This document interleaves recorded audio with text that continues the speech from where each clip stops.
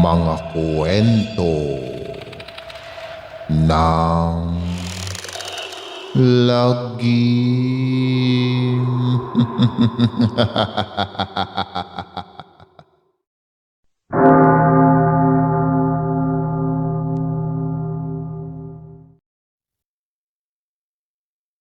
Kamusta na mga giliw naming tagapakinig? Pwede po kayong mag-comment kung nasang lugar kayo para ma-shoutout namin kayo at kung taga saan kayo. Maraming salamat mga giliw naming tagapakinig. Lumaki akong si Tatang, ang kinikilalang batas, lalong-lalo na sa loob ng aming tahanan. Ang bawat sasabihin at mamumutawi sa kanyang labi ay hindi nababalik. Ni minsan ay hindi ko man lang nakitang lumuha ang padre di pamilya ng aming tahanan. Sobrang tigas ng puso nito. Kaya lumaki kaming magkakapatid na may malaking takot sa kanya. Bawal magpagabi sa langsangan. Bawal bumarkada. 6:00 pa lang ng hapon, dapat ay nasa loob na ng bahay. Sabay-sabay at dapat kumpleto rin ang pamilya namin sa pagtulog sa hapagkainan. May kanya-kanya rin kaming toka sa mga gawaing bahay, etc. etc. Minsan, naisip ko nang magrebelde dahil sa labis niyang pagdidisiplina. Umiyak na lang ako ng palihim dahil tiyak na makakagalitan ako pag nakitang ngumungoy-ngoy at baka tamaan lang ako ng umaatikabong sermon. Sa aking murang kaisipan ay nagtanim ako ng panibugho. Nang galit kong makatuwiran pa ba ang pagpaparusa niya sa aming magkakapatid kung nakagagawa kami ng kasalanan. Naroong paluhurin kami sa munggo at asin, isako at ibitin sa puno, padapain at saka papaluin sa puwet na kulang na lang ay sumabog ang ihi sa sobrang sakit. Sunod na ang walang katapusang sermon habang kaharap ang pagkain. Inang, bakit ganon si Tatang? Hindi ba niya kami mahal? Minsan ay naitanong ko sa aming inang. Maniwala kayo mga anak, mahal kayo ng tatang ninyo. Iba lang ang ginagawa niyang pagdidisiplina para matuto kayo sa buhay. Balang araw ay maiintindihan ninyo siya. Palaging paliwanag ni inang sa amin noon.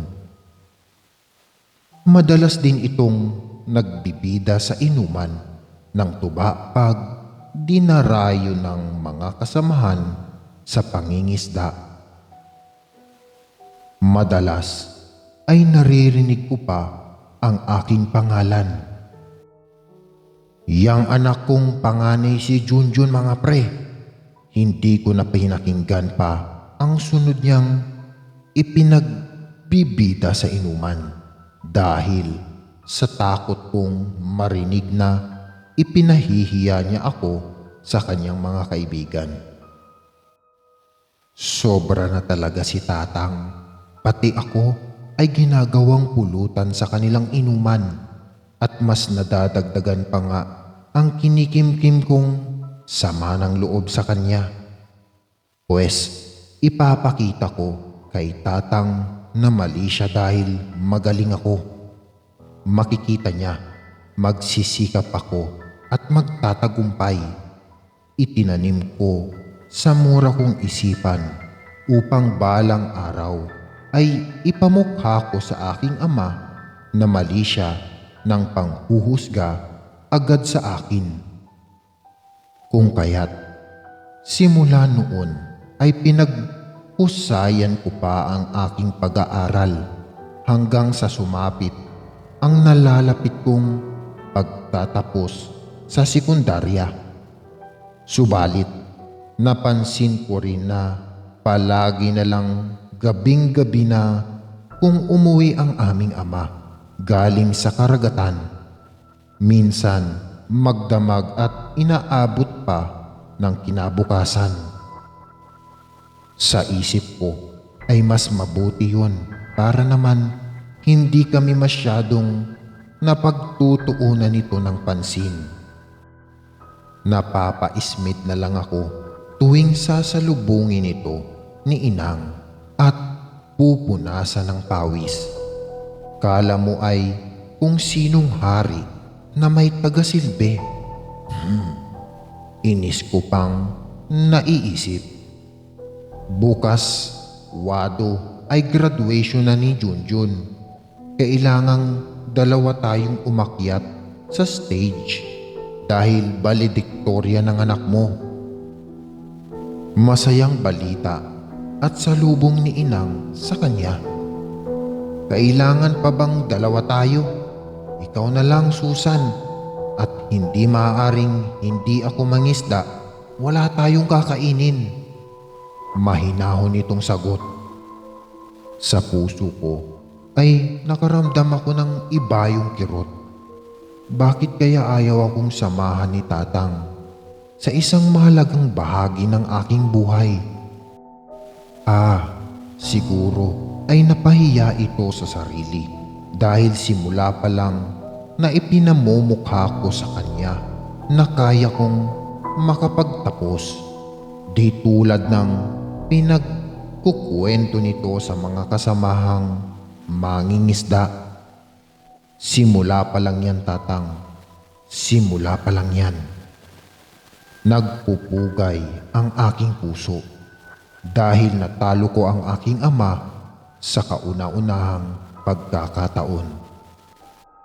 Kinabukasan, habang nagtatalumpati ako sa entablado, ay parang nakita ko naman si Tatang sa likod ng isang puno at nagkukubli. Nakangiti pa siyang nakatanaw sa akin at parang nagpunas ng luha sa mata. Nang magtayuan ng mga tao upang gawaran ako ng masigabong palakpakan, ay kita kong nakikipalakpak din ang aking Tatang. Pagkatapos ay agad nang tumalilis paalis nang makitang pababa na ako ng stage. Si Tatang nga ba talaga iyon? Pero sinabi naman niya kagabi na hindi siya makakarating sa aking graduation, o baka naman guni-guni ko lang dahil sa obsession kong ipinamukha sa aking ama na magaling ako. Hindi ka magtatrabaho habang nag-aaral, Junjun.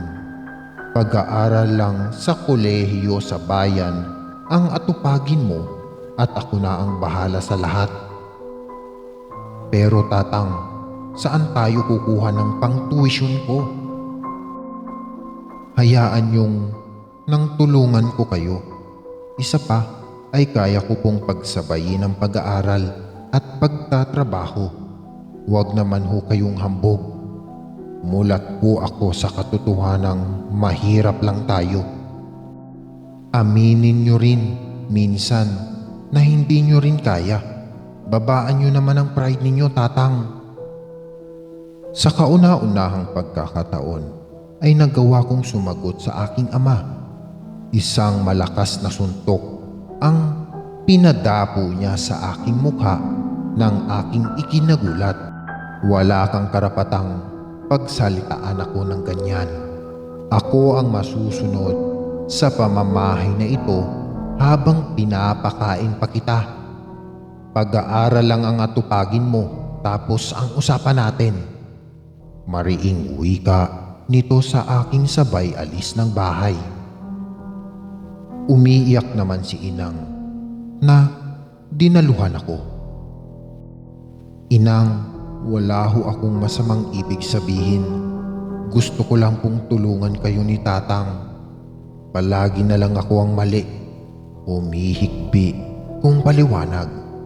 Alam ko anak, alam ko, pero hayaan mo na ang tatang mo sa gusto niya ha? Ani ni Inang. Ang yabang mo talaga Tatang. Aber, tignan ko nga ang hambog mo kung talagang kaya mo akong mapag-aral sa kolehiyo. Muling tumanim sa aking isipan, ngunit muli ay hindi ko isinatinig. Gaya ng sinabi ni Tatang, nag-aral nga ako sa bayan at tuwing weekend lang kong umuwi sa aming tahanan. Alam kong hirap na itong pag-aralin ako. Nakikita ng dalawang mata ko.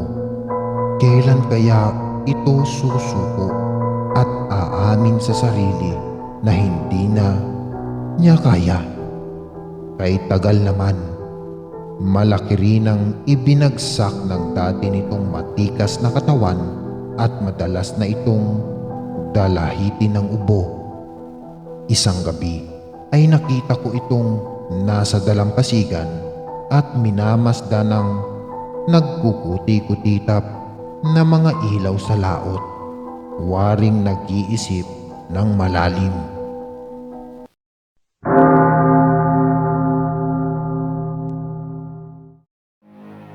Maraming salamat mga giliw naming tagapakinig. Huwag po nating kalimutan mag-subscribe at mag-like ng ating channel para sa mga kwento ng lagi.